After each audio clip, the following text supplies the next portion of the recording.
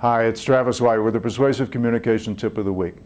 Let's talk about one-to-one communication when you're interacting with another individual and how you can observe their learning style and use that information to be a more effective, more persuasive communicator. As it happens, there's three basic learning styles. There's a visual learner, the auditory learner, and the kinesthetic learner. And each one will give you clues as to which type of learner they are.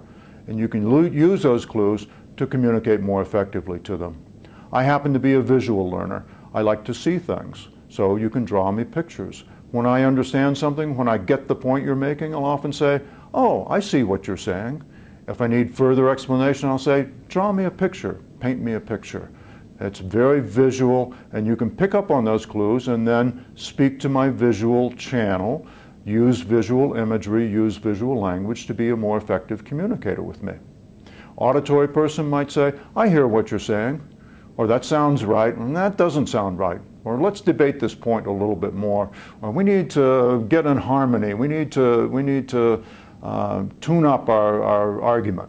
All of those are auditory clues, and you can use auditory types of languages, suggestions to speak more effectively to that person.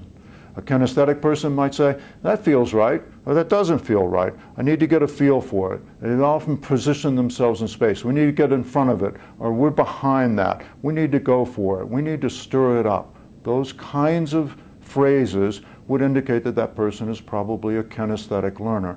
You can use similar phrases then, once you pick up the clues and the cues, you can use similar phrases to speak to that person and be a more effective communicator with that person. So a visual person, you might want to say, "Look at this. Let me illustrate that point." And we have a strategic vision. Our vision for the future, it's a bright future. You can see the benefit. Let's scan the report. Let's watch this. Let's watch it and see how it develops. All of those speak to the visual person, the visual learner. For an auditory person, lend me an ear. All right? Let's sound it out. How does that sound to you? Let's amplify that point. Let's debate an issue. Do you hear the sentiment that's coming across here? Let's sing their praises. Let's orchestrate our meetings. Let's orchestrate our messages. Let's get in tune with each other. All of those speak to the auditory channel. For a kinesthetic learner, you might use phrases like, "We need to get a feel for that. Let me point it out. Let's sift through the evidence. Let's go for it. Let's handle the changes. Let's make a connection. Let's build a solid base."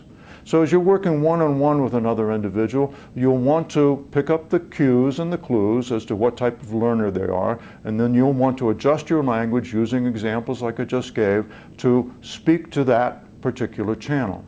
Now, if you're speaking to a broad audience, and particularly the bigger the audience, you're going to have a mixture of people who are visual, auditory, and kinesthetic.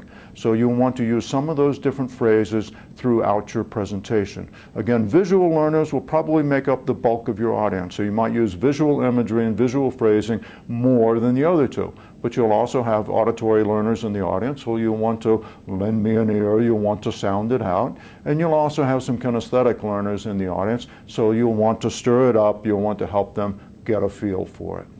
So think about how you listen, how you observe, pick up the cues, and then use those cues to feed back into the auditory, visual, or kinesthetic channel. That's the Persuasive Communication Tip of the Week. See you again next week.